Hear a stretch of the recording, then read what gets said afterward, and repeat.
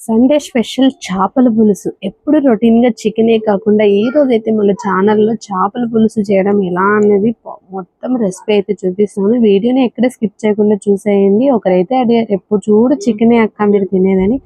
నాకు చేపలు కూడా అంటే ఇష్టం. కాకపోతే మనం మార్కెట్‌కి వెళ్ళి తెచ్చుకోవడానికి కొంచెం బద్ధకం అనమాట. ఈ రోజు అయితే ఇంటి ముందుకే చేపలు వచ్చేసాయి సండే అనేసి.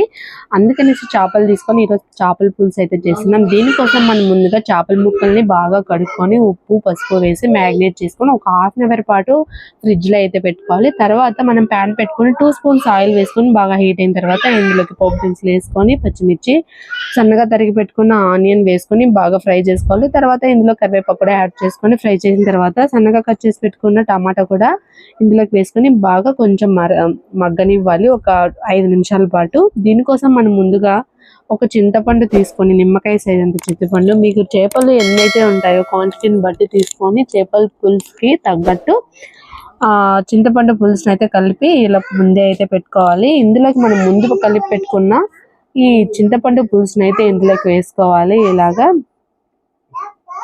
ఇలా వేసుకున్న తర్వాత మొత్తం అయితే కలుపుకొని మనం ఒక ఉడకనియాలి. దీన్ని ఒక పొంగు అయితే రావాలండి. తర్వాత మనం ముందుగా మ్యాగ్నేట్ చేసి పెట్టుకున్న చేప ముక్కలను అయితే ఇందులోకి ఇలా వేయాలి. సర్లే కానీ మీకు ఈ చేపల ముక్కల్లో ఏ చేప ముక్క అంటే ఇష్టం అండి? చేప తల అంటే చాలా ఇష్టం నాకు. చాలా టేస్ట్గా కూడా ఉంటుంది. మీలో కూడా ఎవరికైనా చేప తల అంటే ఇష్టమా అయితే కమెంట్ సెక్షన్లో కమెంట్ చేసేయండి.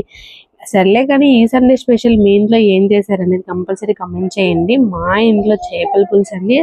ఇంకా ఫైనల్ చేపల పులుసు అయితే రెడీ అయిపోయింది. మూత తీసి చూడంగానే స్మెల్ అయితే అదిరిపోయింది. వేడి వేడి చేపల ముక్కకి వేడి వేడిగా అన్నం వేసుకొని తింటే సూపర్. ఏదన్నా